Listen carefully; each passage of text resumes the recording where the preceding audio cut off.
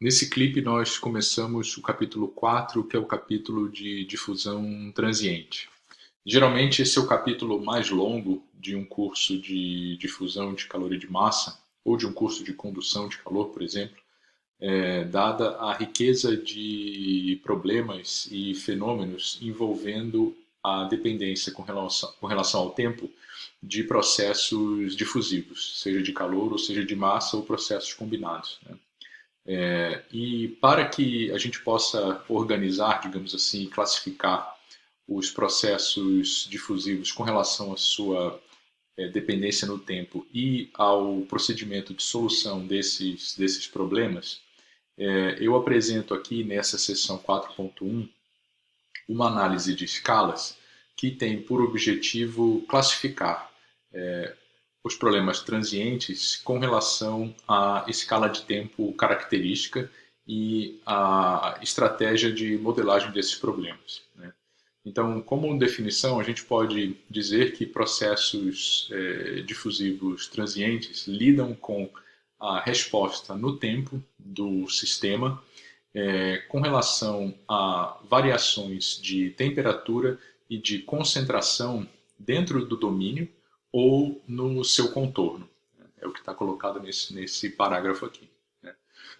E, portanto, a escala de tempo característica do processo difusivo, que é uma variável do processo, né, não depende somente de propriedades do material, mas também de variáveis relativas ao processo, ou seja, a geometria, né, do problema, por exemplo, determina o quão rápido o sistema responde a essas variações.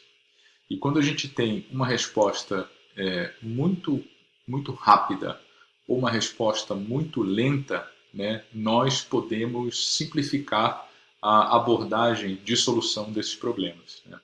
Quando a resposta não é nem tão rápida nem tão lenta, né, ela é uma resposta que não cai em nenhum extremo, o procedimento de solução é o procedimento padrão que tende a ser matematicamente o processo mais complexo, né? Quando a gente cai em extremos, em situações extremas, a oportunidade de utilizar um método de solução mais simplificado, ela surge, tá? Então, nessa tabelinha aqui eu mostro isso que eu estou querendo dizer, ou seja, nós temos para o nosso sistema uma escala de tempo característica, a resposta do sistema e a estratégia de modelagem, abordagem, né? Então, quando a escala de tempo característica é curta, né, isso significa que o sistema responde rapidamente. O sistema é, entre aspas, nervoso, né? Ele sofre uma alteração dentro do domínio no contorno, rapidamente ele avança, né? Avança no sentido de atingir um novo estado de equilíbrio, né? Ou um novo estado de regime permanente, por exemplo, tá? E aí a abordagem para esse tipo de problema em que a resposta do sistema é rápida é uma abordagem de regime pseudoestacionário, que inclusive nós já abordamos aqui em capítulos anteriores, que é justamente reside na simplificação de poder tratar o processo transiente como uma sucessão de processos ou de estados de regime permanente, né? Então, essa, com certeza, é uma simplificação interessante e muito bem-vinda, né, a depender dessa escala de tempo característica do problema. Por outro lado, quando a escala de tempo característica do fenômeno é longa, né, e, por consequência, a resposta do sistema é lenta, né, existe a possibilidade de se abordar o problema como sendo em um meio infinito ou um meio semi-infinito, né? E geralmente nesse tipo de problema, a escala de comprimento característica do problema, uma escala geométrica do problema, do fenômeno, ela ainda não surgiu, ela ainda não foi definida, né? Então é possível tratar matematicamente com uma abordagem simplificada uma série de problemas que caem dentro dessa categoria, tá?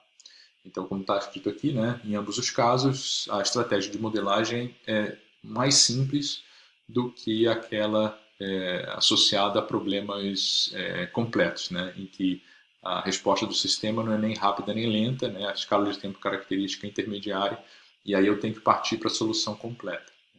Geralmente a solução completa ela vai depender de uma dependência tanto no espaço quanto no tempo, né? E então as equações governantes geralmente vão ser equações diferenciais parciais e isso vem fugindo um pouco do escopo da disciplina, né? Ou pelo menos do enfoque que nós somos capazes de dar num tempo de curso tão curto, uma vez que soluções de equações diferenciais parciais é abordado em outra disciplina de cunho matemático no nosso programa, né? Então, o que eu estou querendo dizer é que a gente vai aprender a modelar, né, esses problemas, só que a solução desses problemas, digamos, mais completos, né, que não caem nessas duas categorias, ela fica para outra disciplina, né? Isso é uma escolha que a gente tem que fazer, dado o tempo curto que nós temos para apresentar a disciplina, para dar a disciplina para vocês, tá? Então, aqui, basicamente, nós vamos lidar com essas soluções simplificadas, sendo que a pseudo-estacionário a gente já viu, né? Praticamente já vimos, e o meio infinito e semi-infinito a gente vai ver nesse capítulo, tá? Então, para ilustrar essa análise de escalas, nós vamos tratar desse exemplo aqui, que é o exemplo da difusão transiente através de uma membrana Fickiana, né, que separa dois tanques. Tá? Esse exemplo ele aparece no livro do Dean, que é um livro de 1998, é um livro de fenômenos de transportes. Tá? Então, nós temos essa seguinte geometria aqui, né? Temos a membrana, né? Essa membrana aqui, que tem uma espessura L, né? Aqui é feito um zoom da membrana, tá? Eu disse que ela é Fickiana porque está associada a ela uma difusividade de massa, D, né? E ela separa dois tanques. Eu tenho o tanque 1 e o tanque 2, né? A área da seção transversal à membrana por onde o fluxo de massa passa é A, certo? Tá? E os dois tanques, eles são idênticos em seus volumes, né? Em suas capacidades, então é V no tanque 1 e o mesmo V no tanque 2. Esses tanques são dotados de agitadores, de modo a homogeneizar concentrações de soluto, solvente, homogeneizar campos de uma forma geral, aqui também, tá? Então, não há formação de gradientes, tá? Aqui nesses tanques por conta de agitadores. Então, coeficientes de transferência aqui tendem a ser infinitos, certo? Por hipótese, né? E nós temos aqui, portanto, um zoom, né, dessa região, mostrando que para um determinado soluto, né, no tanque 1, a sua concentração desse soluto vai ser C1, né? Aqui no tanque 2, a concentração do mesmo soluto vai ser C2, então notem que a nomenclatura aqui é um pouco distinta daquela que a gente vem usando, né? Rigorosamente no curso, porque a gente usa números para designar as espécies, mas aqui o número, só para simplificar, o número vai ser relativo ao tanque. Tá? Então C1 é a concentração daquele soluto, o único soluto que importa no tanque 1. E aqui a mesma coisa, a concentração daquele único soluto que importa no tanque 2. E na membrana, né, eu tenho a concentração desse mesmo soluto, só que sem índice nenhum, tá? Então não confunda, por favor, esse símbolo C aqui com